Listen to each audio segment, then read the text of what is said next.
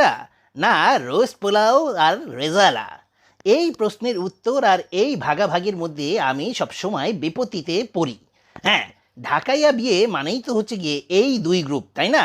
একদিকে কাচ্চি আর একদিকে মোরগ পোলাও। হ্যাঁ, হুম্বা হুম্বা লুই লুই করতে করতে বর পক্ষের সাথে আমি নিরপেক্ষ সুন্দর মতো পুটুস করে ঢুকে গেলাম আসল জায়গায়। হ্যাঁ, এখানে আবার এই ভদ্রলোক সব কিছু টুকে রাখছে যে কে এলো, কি দিল আর কি খেলো। হ্যাঁ, স্টেজটা খুব সুন্দর করে সাজিয়েছে। এবার খাওয়ার পালা বসেছি, কিন্তু খাওয়া দিতে দেরি আছে, তাই খালি দেখছি আমার ফ্যান ফলোয়ার কয়জন এসে আমি খেয়েছি কি না একটু জিজ্ঞেস টিজ্ঞেস করে, কুশলাদি জিজ্ঞেস করে। হ্যাঁ, প্রথমেই ঢাকাইয়া ঐতিহ্যবাহী বোরহানি। এই বিয়ে বাড়ির বোরহানির মতো বোরহানি পৃথিবীর আর কোনো জায়গায় পাওয়া যায় কি না আমার সন্দেহ আছে। সাথে সাথে চলে এসেছে আলু বোখারার চাটনি, এটাও হচ্ছে গিয়ে এখন একটা আইকনিক আইটেম।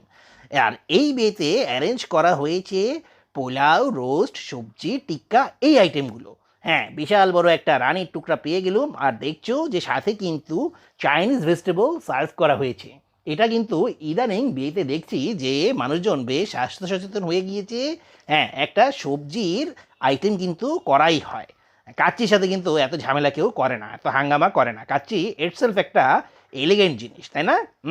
এত বড় রোস্ট, এটাকে খাওয়ার জন্য তো বেশ কিছু কসরত করতে হবে না? ওদিকে আবার টিক্কাটা 10-এ 10 পেয়ে বসে আছে।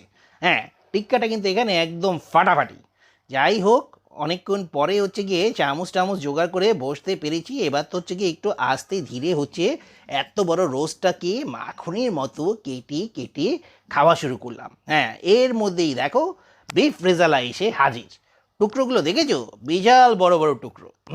যখন অনেক মানুষের সাথে একসাথে অনেকগুলো রান্না করা হয় তখন টুকরোগুলো একটু বড়ই করতে হয়, যেন মাংস গলে না যায়, তাই না?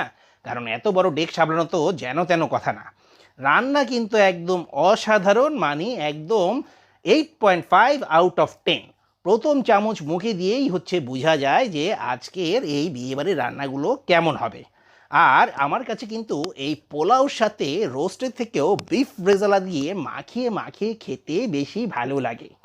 তোমরা কিন্তু আজকে অবশ্যই কমেন্ট করে জানাবে যে তোমাদের এই বিয়ে বাড়িতে কাচ্চি ভালো লাগে না এই পোলাও, রোস্ট, রেজালা, কোন আইটেমগুলো তোমরা বেশি এনজয় করো এবং কোন ধরনের দাওয়াতগুলা বেশি এনজয় করো। এই জিনিসগুলো নিয়েই আজকে খেলা হবে। কারণ জানো তো, আজকের এই ভিডিওর টার্গেট কিন্তু আমার 300K ফলোয়ার। হ্যাঁ, এরপরে হচ্ছে ফলোয়ারদেরকে নিয়ে ইনশাআল্লাহ একটা কিছু তো করতেই হবে নাকি? কারণ তোমাদের ভালোবাসায় আমি পুরোপুরি সিক্ত। খেতে বসলেই একটু মোটাসোটা মানুষ তো, একদম ভালোবাসার চোটেই হোক আর গরমের জন্যই হোক, হ্যাঁ, একটু সিক্ত কিন্তু হয়েই যায়। এদিকে সবজি আর বিফ রেজাল্টটা এত মজা হয়েছে যে খাওয়া শেষ হয়েও হইল না শেষ, আমি নিরুদ্দেশ আর একটু নিয়ে খেয়ে ফেললাম।